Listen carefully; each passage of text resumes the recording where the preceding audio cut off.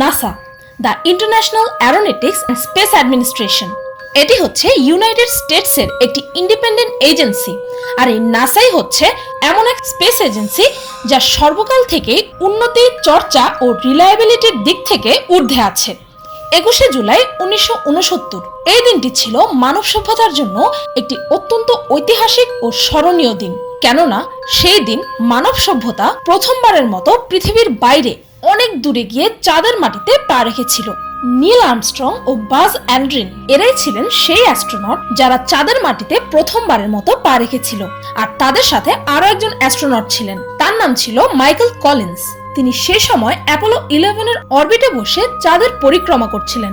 এই স্পেস মিশনটি নাসার দ্বারা এক্সিকিউট করা হয়েছিল, আর এখানে ভুল হওয়ার কোনো চান্সই ছিল না। নাসার এই মিশনটি সাকসেসফুল হয়েছিল, এমনকি এই অ্যাপোলো 11 মিশনটাকে লাইভে টেলিকাস্টও করা হয়। আর কোটি কোটি মানুষ এই ঐতিহাসিক ক্ষণের সাক্ষী হয়েছিল। কিন্তু যদি কেউ বলে যে এমন কিছুই আসলে হয়নি, অর্থাৎ ইউএস গভর্নমেন্ট আসলে নকল মুন ল্যান্ডিং করেছে, সত্যিই কি আমাদের বোকা বানানোর জন্য আমেরিকা এই ফেক মুন ল্যান্ডিং এর মিথ্যা প্রচার করেছিল? তো পিনিক পায়ের আজকের পর্বে এই মুন ল্যান্ডিং নিয়ে আপনাদের সকল প্রশ্নের উত্তর প্রমাণ সহ আলোচনা করতে চলেছি। তাই আপনারাও যদি এই মুন ল্যান্ডিং এর সত্যতা নিয়ে কনফিউশনে থেকে থাকেন, তবে এই সম্পূর্ণ ভিডিওটি দেখুন।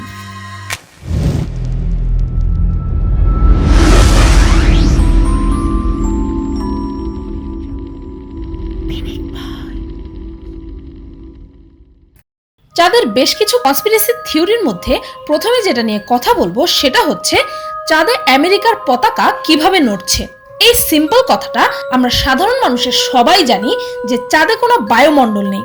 তাহলে আমরা এটা ধরে নিতেই পারি যে নাসার অ্যাস্ট্রোনটরাও এটা ভালোভাবেই জানতো। এই কারণেই তারা তাদের পতাকাতে ব্যবহার করেছিল অ্যালুমিনিয়ামের তার, যার কারণে এই পতাকা উড়ছে বলে মনে হচ্ছিল। তার সাথে সাথে পতাকার কাপড়টা নড়াচড়াও করছিল। এর কারণ হচ্ছে যে পতাকাটি একটি টিউবের মধ্যে লম্বা সময় ধরে ছিল, আর সেখানে কোনো বায়ুমণ্ডল না থাকার কারণে পতাকাটি চাঁদের মাটিতে পোতার সময় সেই পতাকাটি তারের রেজোনেন্সটি থামাতে পারেনি, যার কারণে এই পতাকা উড়ছে বলে মনে হচ্ছিল। নাম্বার 2তে আলোচনা করব চাঁদ থেকে তোলা প্রতিটি ছবিতে কোনো তারা কেন দেখা যায়নি। কনস্পিরেসি থিওরিস্টদের মতে এর কারণ হচ্ছে নাসা আসলে এই পুরো ঘটনাটিকে ব্ল্যাক ব্যাকগ্রাউন্ডের একটি স্টুডিওতে রেকর্ড করেছে, অথচ সত্য কি তা আপনি নিজেই কিছু ইনফরমেশন শোনার পর যাচাই করে নেবেন। দিনের আলোতে আমরা পৃথিবীতে তারা দেখতে পাই না, ঠিক তেমনি অ্যাস্ট্রোনটরাও যখন চাঁদে ল্যান্ড করেছিল তখন দিন ছিল, তার কারণে ওইখান থেকে তোলা ছবিগুলোতে তারা দেখা যায়নি।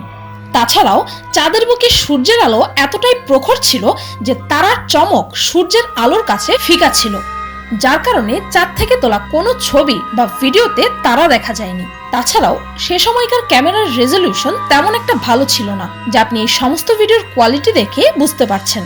নাম্বার 3-এ আছে চাঁদের জুতোর ছাপ কেন পড়েছিল।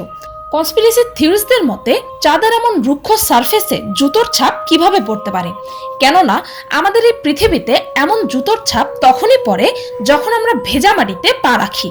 এর উত্তরে নাসার বিজ্ঞানীরা বলেছে এমনটা হওয়ার কারণ হচ্ছে চাঁদের মাটি আমাদের পৃথিবীর মাটির মতো নয়, বরং চাঁদের মাটি অনেক হালকা ও অনেক মিহিন হয়ে থাকে, ঠিক যেমন আগ্নেয়গিরি থেকে বের হওয়া ছাইয়ের মতো।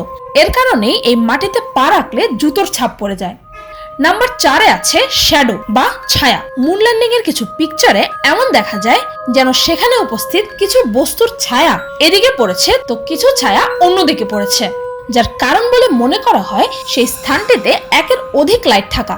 কিন্তু চাঁদে তো শুধুমাত্র সূর্য ছাড়া অন্য কোনো লাইট সোর্স নেই, আর তাই কনস্পিরেসি থিওরিস্টরাই দাবি করে যে এই পুরো মুন ল্যান্ডিং আসলে একটি স্টুডিওতে শুট করা হয়েছিল। কিন্তু এর উত্তরও নাসার কাছে আছে। শ্যাডো বা ছায়া তখনই সমান হবে যখন সারফেস সমতল হবে, আর আমরা জানি চাঁদের সারফেস মোটেও সমতল নয়, তাই ছায়াগুলো চাঁদের সারফেসের অনুসারে আকার নিয়ে নেয়। উদাহরণস্বরূপ আপনি এই সিঁড়িটিতে পড়া ছায়াগুলোকে দেখতে পারেন কিভাবে শ্যাডোগুলো এই সিঁড়ির মধ্যে আঁকা বাঁকা হয়ে গেছে। তাছাড়াও অ্যাস্ট্রোনটরা চাঁদ থেকে অনেক পরিমাণ পাথর ও মাটি নিয়ে এসেছিল, আর যখন সেগুলোর উপর গবেষণা করা হয় তখন পাওয়া যায় যে সেই মাটি ও পাথরগুলো আমাদের পৃথিবীর নয়। এতেও প্রমাণ হচ্ছে যে মুন ল্যান্ডিং আসলে সত্যিই হয়েছিল, কেননা তখনও পর্যন্ত মানুষ অন্য কোনো গ্রহে যেতে পারেনি।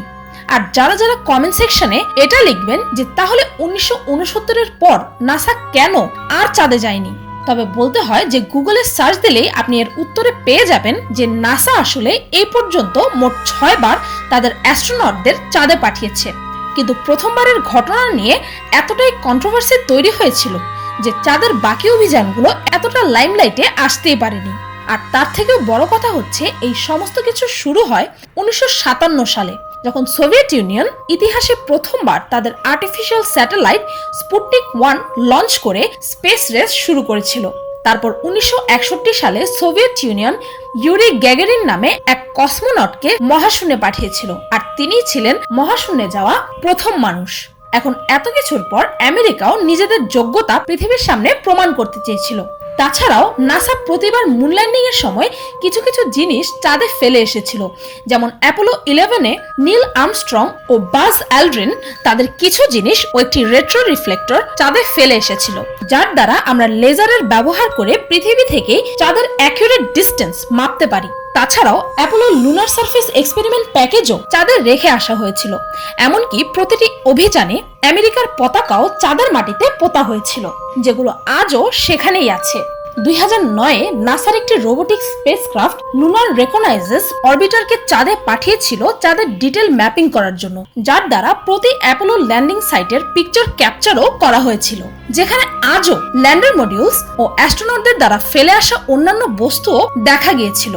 আর 2012-তে তোলা কিছু ছবিতে দেখা গিয়েছিল যে 6-এর মধ্যে 5টি অ্যাপোলো ল্যান্ডিং সাইটে আজও আমেরিকার পতাকা লাগানো আছে। শুধু অ্যাপোলো 11-এ রাখা পতাকাটাই সেখানে নেই, যা নীল আর্মস্ট্রং ও বাজ অ্যালড্রিন ফিরে আসার সময় টেক অফের সময় রকেটের এক্সস্টের কারণে হয়তো পুড়ে গিয়েছিল। তাছাড়াও ইন্ডিয়ার চন্দ্রয়ান 1-এর দ্বারা সেই মুন ল্যান্ডিং সাইটগুলোকে কনফার্মও করা হয়েছে। তাছাড়াও জাপানের সেলেনা লুনার প্রবও চাঁদের এমন অনেক ছবি তুলেছে যা 1969-এর সেই মুন ল্যান্ডিংকে সত্য প্রমাণিত করে, ও চায়নার চ্যাঙ্গি 2 লুনার প্রবও অ্যাপোলো ল্যান্ডিং সাইটসের সত্যতা কনফার্ম করেছে। তো এই সকল প্রমাণ এটাই কনফার্ম করে যে মুন ল্যান্ডিং আসলে সত্যিই হয়েছিল। আর যদি আপনার মনে এই প্রশ্নটি জেগে থাকে যে কেন তবে মানুষ এটিকে মিথ্যা প্রমাণিত করতে উঠে পড়ে লেগেছে, তবে আমি বলবো যে সব মানুষ নয়, মূলত রাশিয়াই এই মুন ল্যান্ডিংকে ভুয়া প্রমাণিত করতে চায়। কেননা আমরা বেশিরভাগ মানুষেরাই জানি যে রাশিয়া ও ইউএস এর মধ্যে সে সময় একটি কোল্ড ওয়ার চলছিল, যেখানে রাশিয়া দুবার স্পেস সম্পৃক্ত অসাধারণ কাজ করে পৃথিবীর সামনে অনেক ফেমাস হয়েছিল। কিন্তু মুন ল্যান্ডিং এর পর আমেরিকা লাইমলাইটে এসে পড়ে। তাই মূলত কূটনীতিক সুবিধা, কম্পিটিশন ও হিংসার কারণেই এসব কনস্পিরেসি থিওরির জন্ম। তবে যাই হোক, এসব ব্যাখ্যা শুনে এখন আপনার কি মনে হয়? মুন ল্যান্ডিং কি সত্যিই হয়েছিল নাকি এগুলো শুধুই মিথ্যা? এ বিষয়ে আপনার মতামত কমেন্টে জানাতে ভুলবেন না। আর আপনারা যদি জানতে চান যে আমার মতামত কি, তবে আমি বলবো যে এই সকল তথ্য এটাই প্রমাণ করে যে মুন ল্যান্ডিং সত্যিই হয়েছিল। ভিডিওটি এই পর্যন্তই। মিনি বিজনেস আইডিয়া এই চ্যানেলটি ইউটিউব চ্যানেলের মাধ্যমে ছোটখাটো একটি বিজনেস রান করেছে। এই চ্যানেলটি থেকে ঘুরে আসার জন্য, ওই ভাইটিকে কাজ করার উৎসাহ দেওয়ার জন্য পিনিক ভাইয়ের পক্ষ থেকে আপনাদের সবার কাছে অনুরোধ রইল। আর আপনাদের মধ্যে যারা যারা নতুন নতুন ইউটিউব চ্যানেল খুলেছেন আর এখনো কনফিউশনে আছেন যে সপ্তাহে একটা ভিডিও দেবেন নাকি মাসে একটা ভিডিও দেবেন নাকি প্রতিদিন একটা করে ভিডিও আপলোড করবেন, যদি আপনিও এই কনফিউশনে থেকে থাকেন তবে আমার সেকেন্ড চ্যানেল মিস্টেকের লেটেস্ট ভিডিওটি দেখে আসতে পারেন। সেই ভিডিওটির লিংক আমি ডেসক্রিপশন ও ফার্স্ট কমেন্টে দিয়ে দিব। ভিডিওটি ভালো লাগলে একটি লাইক দিতে ভুলবেন না। আর মুন ল্যান্ডিং নিয়ে যদি আপনাদের কাছে আরো কিছু তথ্য থেকে থাকে যেগুলো রহস্যভেদ আপনারা করতে চান, তবে সেই তথ্যগুলোকে কমেন্ট সেকশনে লিখতে ভুলবেন না। যদি আপনাদের মধ্যে অনেকেই অনেক গুরুত্বপূর্ণ কিছু তথ্য দিতে পারে, তবে আমি এই ভিডিওটির সেকেন্ড পার্টও বানাবো। আর আমার চ্যানেলটিকে সাবস্ক্রাইব করুন প্রতিদিন আরো অদ্ভুত ও মজার সব ভিডিও দেখতে। আজকের মতো এই পর্যন্তই, দেখা হচ্ছে পরের ভিডিওতে।